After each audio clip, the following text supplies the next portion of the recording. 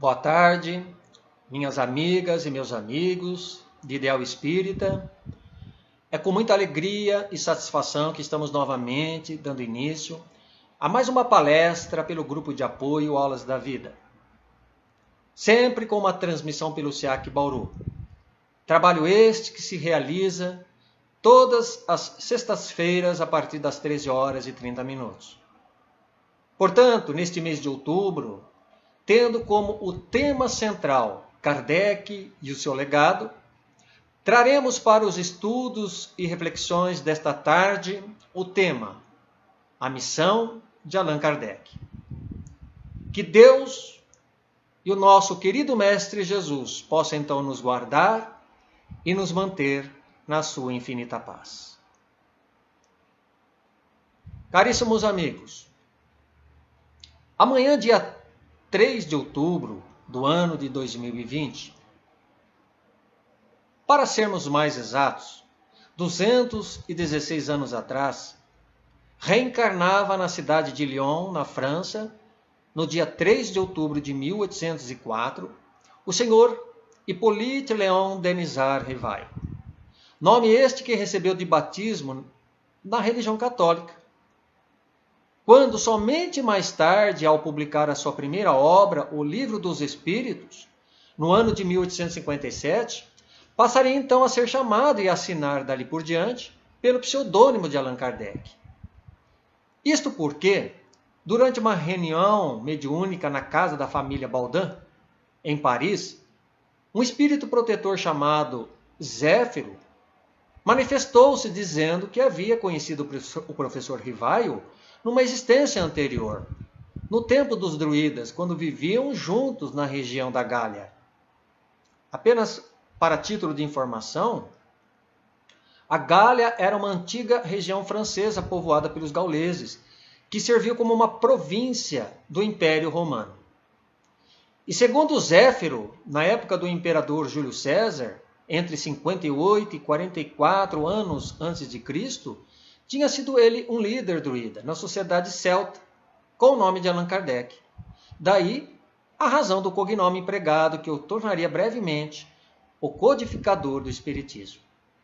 Como o próprio Espírito Zéfiro revelara nesse dia da importante missão que lhe estava reservada, na qual, posteriormente, seria convocado pelo Espírito Verdade. O apóstolo Paulo, em sua carta aos Romanos, capítulo 10, versículo 15, como que antecipando a tarefa dos grandes missionários, descrever afirmando, é como está escrito: quão formosos são os pés dos que anunciam as boas novas.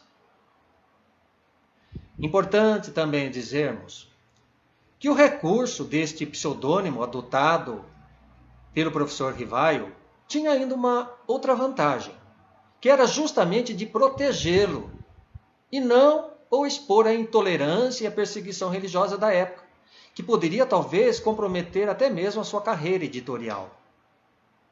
A propósito do que tínhamos nos referido há pouco sobre o Espírito Verdade, iremos encontrar no livro Obras Póstumas, numa das reuniões datada em 12 de junho de 1856, através da médium de psicografia Episcofonia Senhorita Arline Carlotti, que o senhor Rivail tinha o desejo de saber do Espírito Verdade o que ele pensava da missão que alguns espíritos haviam assinado, que haviam lhe conferido. O Espírito Verdade então deu a seguinte resposta, como nós vamos verificar nesse slide. Confirmo o que te foi dito, mas recomendo-te muita discrição se quiseres sair-te bem. Tomarás mais tarde conhecimento de coisas que te explicarão o que ora te surpreende. Não esqueças que podes triunfar como podes falir.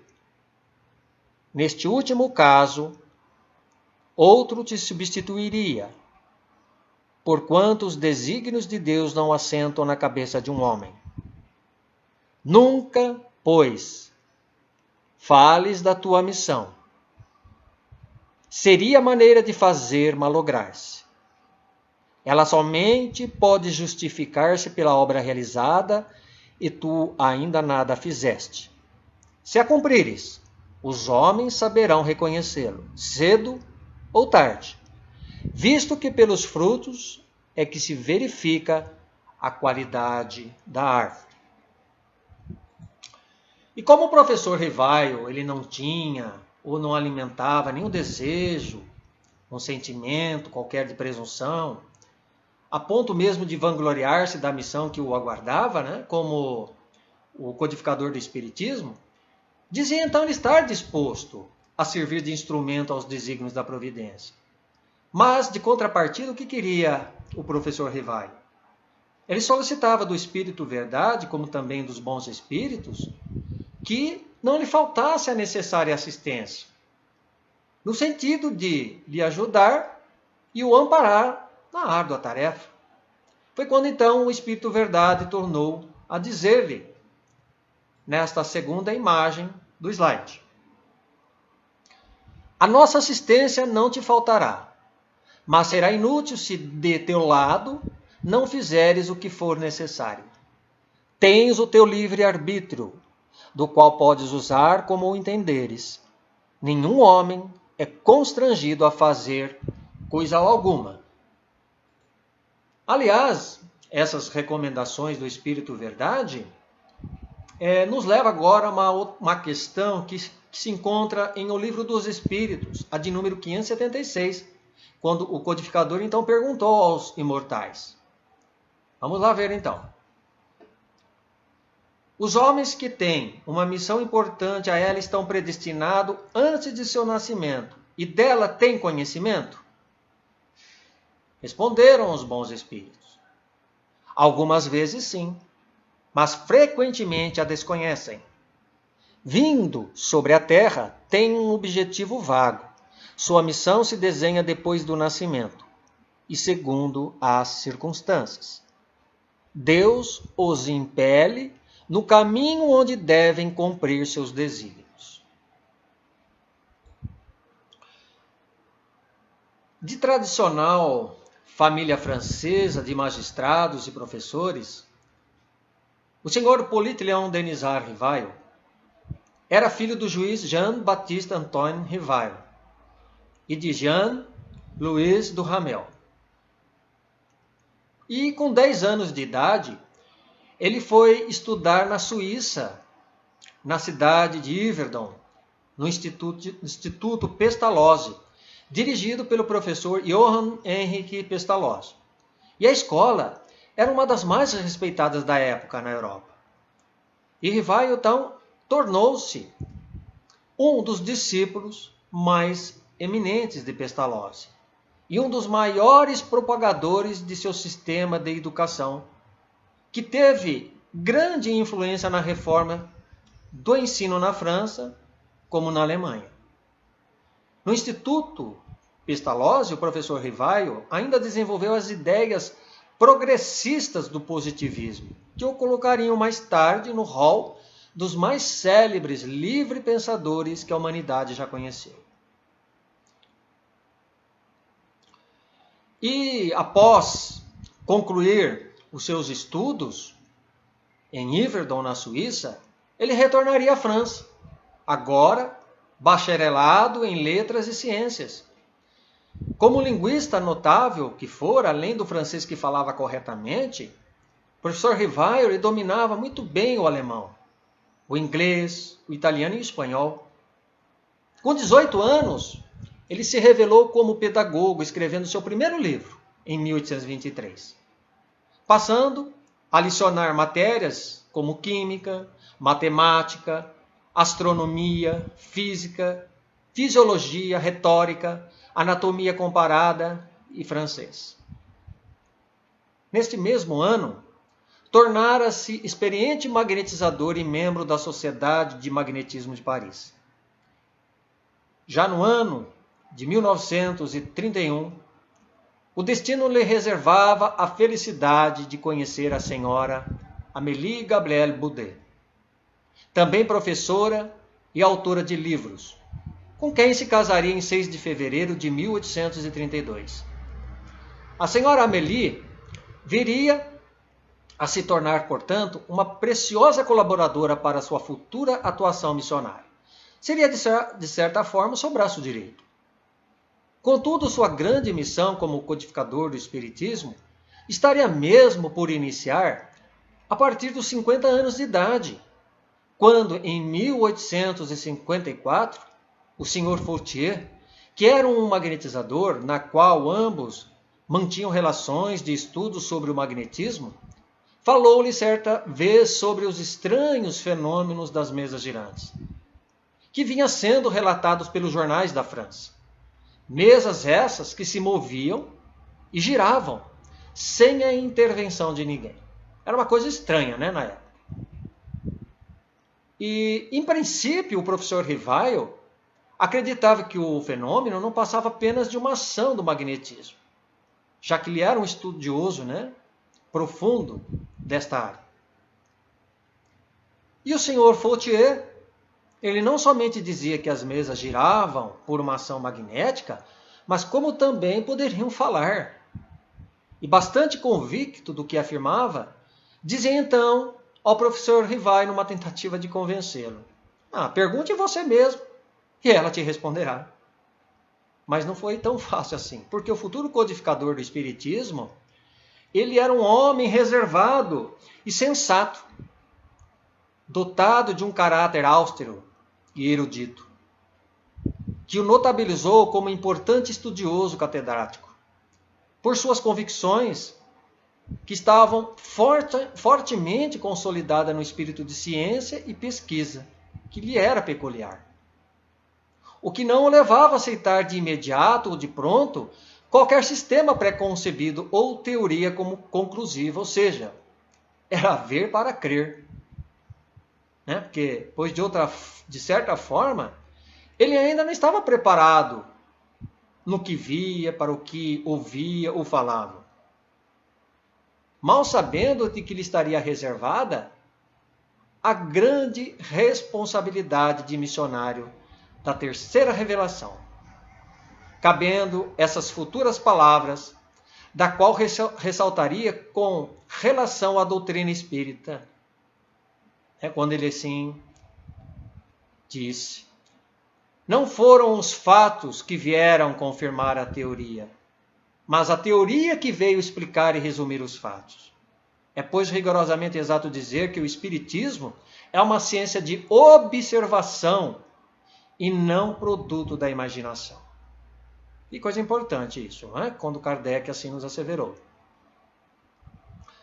Foi quando então ele respondeu finalmente ao senhor Fortier: bem, meu caro, isso é uma outra questão.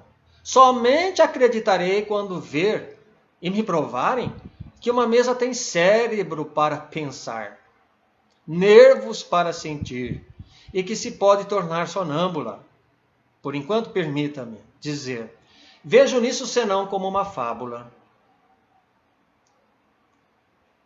Lembrando, entretanto, que esses fenômenos mediúnicos que ocorriam na época serviam como passatempo nos salões de Paris, em que as mesas girantes eram uma febre que assolava a cidade de Paris naquele ano de 1850, onde era muito comum as reuniões em salões culturais ou as mansões por senhoras da sociedade. Mas os rumos do professor Lyonès começavam a se delinear, quando numa terça-feira de maio do ano de 1855, às 20 horas, a convite do senhor Patier, funcionário público de certa idade, ele muito instruído e calmo, eles foram juntos até a casa da senhora Pliny Mason, assistir às experiências que ali se realizavam com uma certa frequência. Disse então Allan Kardec: foi aí pela primeira vez que testemunhei o fenômeno das mesas girantes, que saltavam e corriam, e isso em condições tais que a dúvida não era mais possível. E nesta mesma reunião, o professor Rivail constatou alguns ensaios de escrita mediúnica numa ardósia com o auxílio de uma cesta. E a partir de então, o professor Rivaio tinha agora outros olhos e uma nova concepção, formada para aqueles estranhos fenômenos que ocorriam. Apesar, dele defender que o espiritismo procedia exatamente da mesma forma que as ciências positivas, aplicando métodos experimentais. Mas ele não mais circunscrevendo-se ele como um homem comum, ilimitado da ciência acadêmica. Porém, passando a compreender e pesquisar naquelas inteligências e manifestações ocultas a relação e o intercâmbio com o mundo dos encarnados. Foi quando disse então: minhas ideias estavam longe de serem modificadas, mas naquilo tudo havia um fato que deveria ter uma causa. Entrevi nesses fenômenos que ocorriam sob aparentes futilidades de uma espécie de divertimento, alguma coisa de sério, e como que a revelação de uma nova lei que a mim mesmo prometi aprofundar. Então ele estava muito interessado em estudar, em aprofundar aquilo que lhe estava como missão. E a tarefa do eminente professor francês começaria dali por diante, a dar corpo a esta nova doutrina que o próprio Mestre Jesus anunciara como sendo o Consolador prometido. A princípio, o professor Rivaio, ele visava tão somente a sua própria instrução, somente isso. Só mais tarde, quando viu que aquilo formava um conjunto, e tomava as proporções de uma nova doutrina, teve o pensamento então de publicar os vários registros que guardava consigo sobre as questões que seriam desenvolvidas e completadas, fazendo posteriormente a base do que seria o lançamento de sua primeira obra, o Livro dos Espíritos. Mas para que isto ocorresse, meus amigos, o senhor Allan Kardec, ele contou com a colaboração de mais de 10 médiuns durante 20 meses. Não foi da noite para o dia. Exigiu muito esforço, elaborando e organizando a importante obra. Mas dentre esses vários médiuns que o auxiliaram, 2 se destacaram como mais assíduas no concurso da primeira edição, que foi em 18 de abril de 1857. Foram elas as irmãs Baudin, Júlia de 14 anos e Caroline de 16. E na fase de revisão, quem mais contribuiu foi a médium Ruth Celine Jafé, uma jovem sonâmbula que possuía cerca de 50 cadernos contendo mensagem que sempre psicografava à noite. Essa revisão ela foi necessária, primeiro porque, para Allan Kardec, havia uma dificuldade de entender o que os espíritos diziam. E segundo, porque eles não eram donos de toda a verdade e da sabedoria universal. Portanto, era muito criterioso e cuidadoso sobre as informações que recebia do além, sempre pautado na fé raciocinada como sendo primordial para a doutrina espírita. O médico e pesquisador espírita Canuto de Abreu revelou que Kardec, na revisão da segunda edição de O Livro dos Espíritos, em 1860, quando passou a conter 1019 questões em relação à primeira edição, que contava com apenas 501, utilizou como médium a jovem Hermance de Faux, onde os espíritos passariam com o tempo a falar através dela. Hermance de Faux foi também a médium escolhida por Kardec para ajudá-lo na publicação do periódico da Revista Espírita. Então, como ponto inaugural, o início do Espiritismo sobre a Terra seria, portanto, o Livro dos Espíritos, o grande marco de uma nova era e promissora etapa para os meados do século de Kardec, o século XIX. Mas o Espiritismo, com Allan Kardec, tinha mais a oferecer além do campo filosófico. Era, sobretudo, uma ciência com pesquisas teóricas e experimentais, com consequências morais nos ensinamentos amorosos deixados por Cristo Jesus.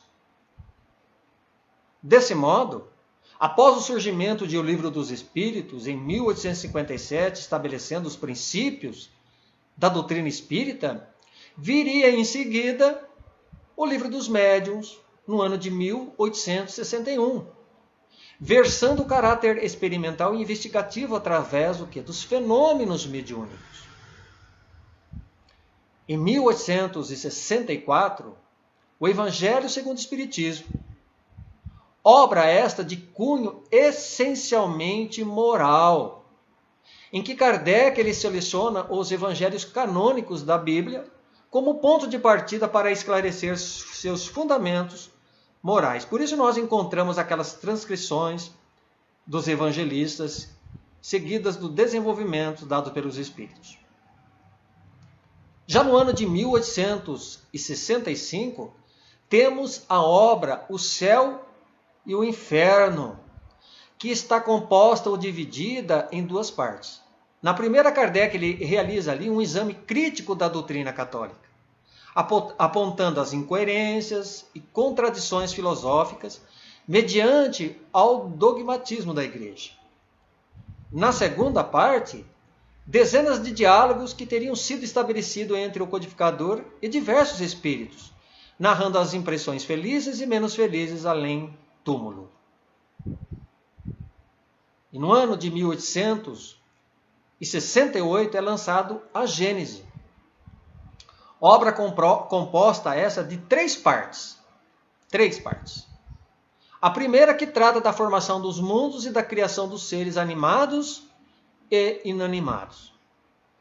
Na segunda, dos milagres de Jesus sob a luz e compreensão da doutrina. E na terceira, falando das previsões de coisas futuras, pressentimentos e coisas afins. Assim, meus amigos, essas seriam, como consideramos pelo Espiritismo, as obras basilares, ou o Pentateuco de Allan Kardec. Outras obras complementares somariam, constituindo a missão de Allan Kardec. Temos então a Revista Espírita, que vai de 1858 até a data de seu falecimento, do seu desencarne, de sua desencarnação, em 1869. Vale lembrar também aqui que, após o lançamento da Revista Espírita, em 1º de janeiro de 1858, Allan Kardec ele fundou nesse mesmo ano a primeira sociedade espírita regularmente constituída, com o nome de Sociedade Parisiense de Estudos Espíritas. Então Kardec teve muito trabalho à frente a realizar. Em 1858, um outro livro, uma outra obra, Instruções Práticas sobre as Manifestações Espíritas. 1859, O que é o Espiritismo? Em 1862, tivemos Viagem Espírita em 1862, junto com uma outra no mesmo ano, que chamou O Espiritismo na sua expressão mais simples. No ano de 1864, a obra Resumo da Lei dos Fenômenos Espíritas. 1868, Caráter da Revelação Espírita. 1869, Catálogo Racional das Obras, para se fundar uma biblioteca espírita. Em 1890, as obras póstumas. Além dessas mencionadas, duas outras não tão bem conhecidas foram publicadas pelo Brasil, que se chamou O Principiante Espírita, que foi pela editora O Pensamento, e A Obsessão, pela casa editora O Clarim. Vamos encontrar na vida e missão de Allan Kardec um episódio bastante singular. Quando numa das noites em que ele trabalhava em seu gabinete, pequenas pancadas, né, se faziam ouvir na parede. Então, a princípio, nenhuma atenção foi dada, né, por ele. Porém, elas se repetiam mais forte, sempre mudando de lugar. Incomodado, intrigado, ele então resolveu fazer o quê? Uma inspeção, uma varredura ali minuciosa nos dois lados da parede da casa. Mas nada encontrou, né? Nada ali viu de diferente. O curioso é que aquelas pancadas somente cessavam quando ele se punha a investigar, né? E recomeçando logo que voltava ao trabalho. E sua esposa, Amélie, ao ouvir também aquelas pancadas, lhe perguntou o que era aquilo. E Kardec nada soube responder. Apenas dizendo que o barulho já durava por volta de 1 hora. E aquele ruído ele continuou até a meia-noite, quando resolveu se deitar. Então, no dia seguinte, durante uma sessão na casa do Sr. Baudin, Kardec então narrou o fato, pedindo uma explicação sobre a causa, né, daquelas pancadas que se fizeram ouvir com tanta persistência. Era o teu espírito familiar. Responderam afirmando, onde inclusive estava presente naquele momento o tal espírito familiar, da qual Kardec lhe poderia dirigir as perguntas diretamente a ele. E assim fez. Meu espírito familiar, esta foi a pergunta, né, de Kardec. Meu espírito familiar, quem quer que tu sejas, agradeço por teres vindo me visitar. Consentirás em dizer-me quem és? E não tardou a resposta. Para ti me chamarei a verdade. E todos os meses, durante 1/4 de hora, estarei à tua disposição. Bom, resumindo o contexto desse diálogo, que é bem longo, o Espírito Verdade queria simplesmente chamar a atenção sobre alguns erros graves que permaneciam em seu trabalho da 3ª à 30ª linha. Da 3ª à 30ª linha. Uma outra coisa que merece especial atenção de nossa parte, meus amigos, que já foi até motivo de muita polêmica no meio espírita, é quanto ao fato da identidade do Espírito Verdade. Sem o desejo de querer aqui entrar no mérito da questão em relação às opiniões que se dividem e divergem até hoje, acredito que as especulações infundadas por nossos confrades espíritas sobre quem é ou quem foi o Espírito Verdade, pouco importa para nós. Assim penso. É uma posição particular. O que não merece tanto apreço por parte de todos nós, em razão das infrutíferas discussões que nada edificam. Mas sim, o que deveriam fazer essas pessoas? Se aterem felizes, satisfeitos, pela própria resposta que o Espírito Verdade já havia concedido à pergunta de Allan Kardec. Olha aí, isso é o que respondeu o Espírito Verdade a Kardec. Kardec fez a pergunta: terás animado na Terra alguma personagem conhecida? É a pergunta que até hoje cria polêmica, né? Espírito Verdade deu a resposta. Já te disse que para ti sou a verdade. Isto, para ti, quer dizer discrição. Nada mais saberás a respeito. Pois bem, meus amigos, que coisa, né? Se Allan Kardec não podia saber, ele, como sendo o codificador, o escolhido, né, para divulgar a bela missão que lhe conferiram, quanto mais a nós. Seria muita presunção de nossa parte. Então fiquemos, né, mais preocupados em desenvolver as questões mais morais e aquilo que interessa para o nosso desenvolvimento espiritual. Portanto, diante de tudo que aqui falamos até agora, nós podemos hoje nos considerar, com todas as letras, pessoas privilegiadas. Sim, privilegiadas. Pois os escolhos que foram enfrentados e vividos naquela época pelo professor Rivail e posteriormente como Allan Kardec não foram nada fáceis. Encontrando diante de sua nobre e importante missão, quem? Ferrenhos opositores e inimigos do Espiritismo, que se utilizaram dos meios mais escusos e torpes, sempre o que? Numa tentativa de desestimulá-lo, desanimá-lo e ferir a credibilidade e a autonomia da doutrina espírita, que seria para a posteridade o século das luzes e da razão. Até mesmo um episódio que ficaria marcado e notabilizado para a história do Espiritismo e do mundo foi o Auto de Fé de Barcelona, na Espanha, ocorrido no dia 9 de outubro de 1861, diante da perseguição e intolerância da Igreja Católica.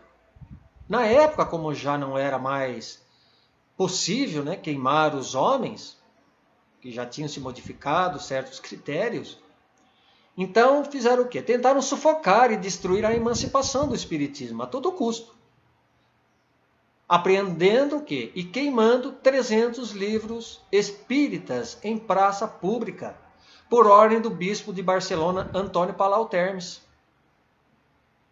E sem saberem que as ideias e ideais jamais poderiam ser consumidas pelas chamas do fogo, aquele episódio aterrorizante acabou se tornando a consagração da doutrina espírita. Sim, consagração. Não foi coisa tão ruim assim, não. Isto porque aquele povo simples que ali estava acabou recolhendo aquelas cinzas dos livros, dos fragmentos que ali ficaram destruídos, levando posteriormente para suas casas, onde leram, mesmo que em pequenos pedaços. Allan Kardec ele até mesmo chegou a afirmar que esse dia seria um motivo de festas e de comemoração para os espíritas. E ele tinha razão. Pois aquele violento atentado serviu apenas para despertar ainda mais a curiosidade e o interesse pelos presentes que ali estavam. Quando ali passaram a vaiar aquela comissão clerical. Então, de certa forma, portanto, Allan Kardec guardava a certeza e a tranquilidade que isto não abalaria a credibilidade, nem tampouco a continuação da doutrina. Que, pois, no fundo, ele sabia que poderiam queimar todos os livros, mas não os espíritos. Enquanto os homens descrentes, meus amigos, e materialistas continuarem, então, tentando combater a ciência espírita, desmoralizando com suas concepções utópicas e sistemáticas, sempre continuarão fracassando. Fracassarão, sim. Pois a doutrina dos espíritos não está em nenhum homem, em nenhuma religião, mas ela está fundada na natureza e no universo. Como podemos ver, o codificador teve sim seus momentos felizes de vitória e glória. Teve. Frente ao seu árduo trabalho que realizou, com tanta dignidade, responsabilidade e honradez. Virtude não lhe faltaram. Porém, houve um dia, quando numa fria e triste manhã de abril de 1860, Allan Kardec encontrava-se exausto e acabrunhado. Muito embora a consolidação da Sociedade Espírita de Paris e a promissora venda de livros, começava a escassear o quê? O dinheiro para prosseguir na gigantesca obra que os espíritos superiores lhe haviam colocado nas mãos. E abatido, triste, pela pressão de numerosas cartas que sempre chegavam à sua mesa, endereçando-lhe fortes críticas, a sua esposa, Amélie Gabrielle Baudet, a doce Gabi, como carinhosamente a chamava, entrega-lhe então uma encomenda. O professor então abriu, aquele embrulho e, encontrando uma singela carta, passou a ler. Ditava essa carta: Senhor Allan Kardec, respeitoso abraço. Com a minha gratidão, remeto-lhe o livro anexo, bem como a sua história, rogando-lhe, antes de tudo, prosseguir em suas tarefas de esclarecimento da humanidade, pois tenho fortes razões para isso. Sou encadernador desde a meninice, trabalhando em grande casa desta capital. Há cerca de 2 anos casei-me com aquela que se revelou minha companheira ideal. Nossa vida corria normalmente, tudo era alegria e esperança. Quando no início deste ano, de modo inesperado, minha Antoniette partiu desta vida, levada por sorrateira moléstia. Meu desespero foi indescritível e julguei-me condenado ao desamparo extremo, sem confiança em Deus, sentindo as necessidades do homem, do mundo e vivendo com as dúvidas aflitivas de nosso século. Resolvera seguir o caminho de tantos outros, ante a fatalidade. A prova da separação vencera-me, e eu não passava agora de mísero trapo humano. Faltava ao trabalho, e meu chefe, que era reto, ríspido, ameaçava-me com a dispensa. Minhas forças fugiam. Namorava diversas vezes o rio Sena e acabei planejando o suicídio. Seria fácil, pois não sabia nadar, pensava. Sucediam-me noites de insônia e dias de angústia. Em madrugada fria, quando as preocupações e o desânimo me dominaram mais fortemente, busquei a ponte Mary.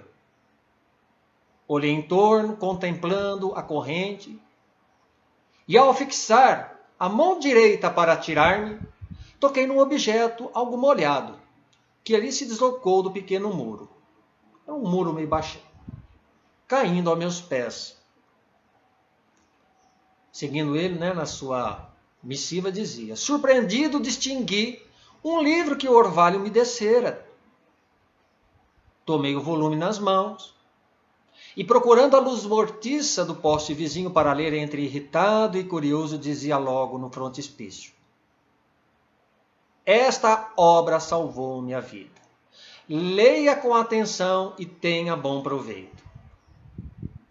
Vinha assim assinado com as iniciais: A. Laurent.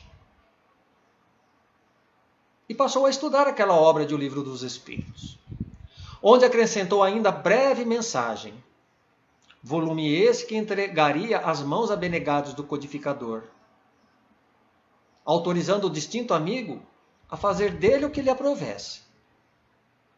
Ainda constava da mensagem agradecimentos finais, assinatura, data e o endereço do remetente.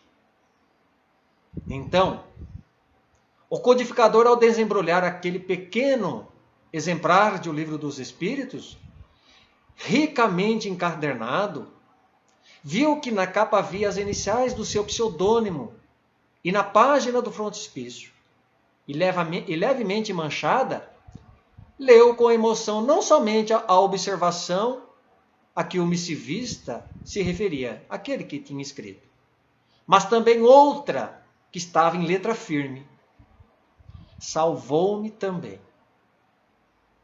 Deus abençoe as almas que cooperam em sua publicação.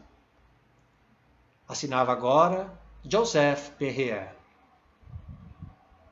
Então, após a leitura daquela carta providencial, o professor Rivaio experimentou nova luz a banhá-lo por dentro, porque não era agora uma vida que tinha sido salva, mas 2. Então, aconchegando o livro ao peito, raciocinava agora não mais em termos de desânimo ou sofrimento, mas sim na pauta de radiosa esperança. Era preciso continuar, desculpar as injúrias, abraçar o sacrifício e desconhecer as pedradas. Então, diante de seu espírito, turbilhonava um mundo necessitado de renovação e consolo. Allan Kardec levantou-se da velha poltrona e, abrindo a janela à sua frente, contemplou a via pública, por onde passavam operários e mulheres do povo, crianças e velhinhos. O notável obreiro, então, na grande revelação, respirou a longos hautos, profundamente, e antes de retomar a caneta, para o serviço costumeiro, ele levou o lenço aos olhos e limpou uma lágrima. Allan Kardec desencarnou em Paris no dia 31 de março de 1869, aos 64 anos de idade.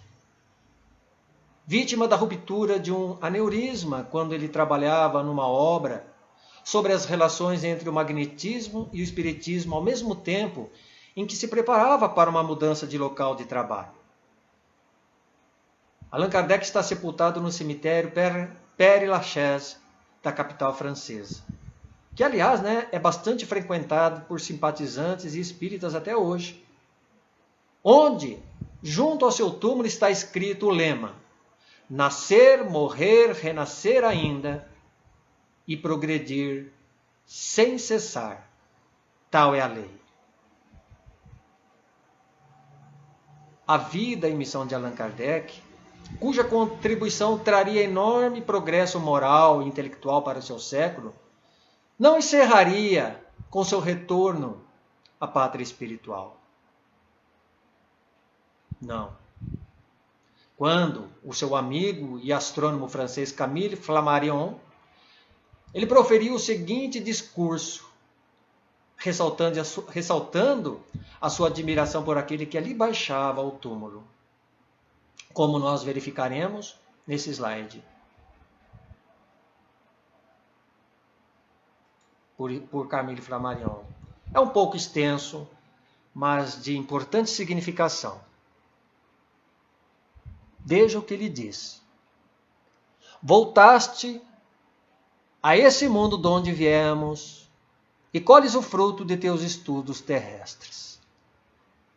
Aos nossos pés dorme o teu envoltório. Extinguiu-se o teu cérebro. Fecharam vossos olhos para não mais se abrirem. Não mais ouvida será a tua palavra. Sabemos que todos havemos de mergulhar nesse mesmo último sono, de volver a essa mesma inércia, a esse mesmo pó.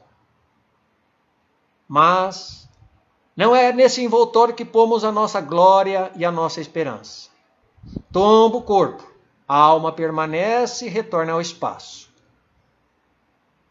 Encontrar-nos-emos no mundo melhor e no céu imenso onde usaremos das nossas mais preciosas faculdades, onde continuaremos os estudos para cujo desenvolvimento a Terra é teatro por demais acanhado. Até a vista, meu caro Allan Kardec.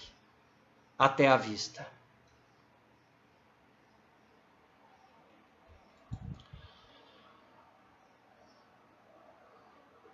Então, com nossas justas homenagens ao codificador Allan Kardec, finalizamos aqui mais este encontro com um belo vídeo, agradecendo desde já a todos que puderam nos acompanhar e assim desejamos muita paz, alegria em cada coração.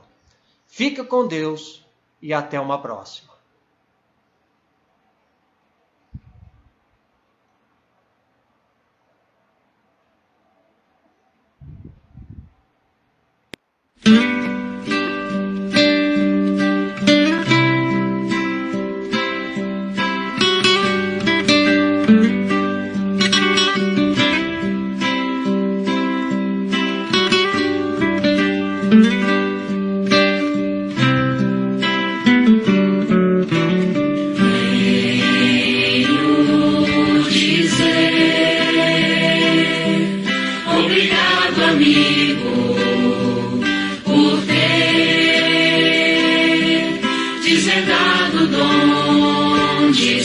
saber de onde vim, porque estou aqui, para onde vou, como ser feliz, como encontrar Jesus.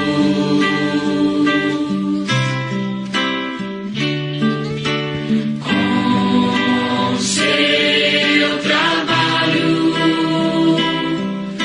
hoje temos um Consolador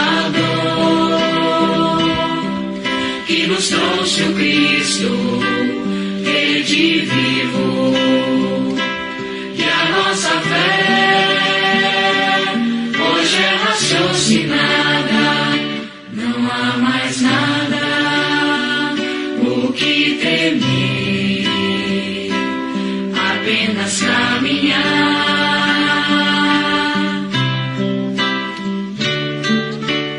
A sua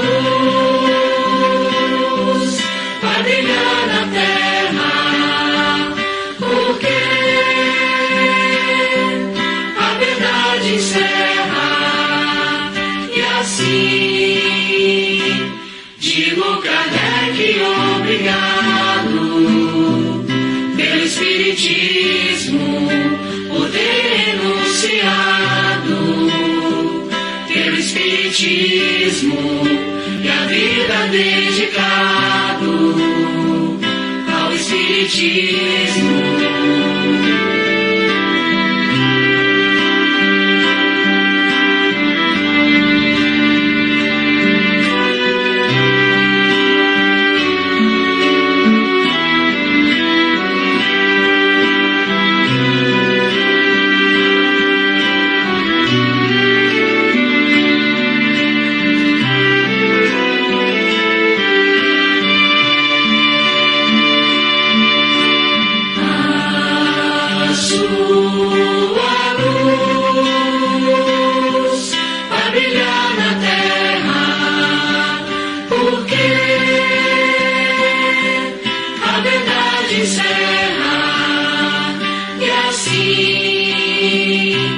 Digo Kardec, obrigado pelo Espiritismo, por ter renunciado, pelo Espiritismo e a vida dedicado ao Espiritismo.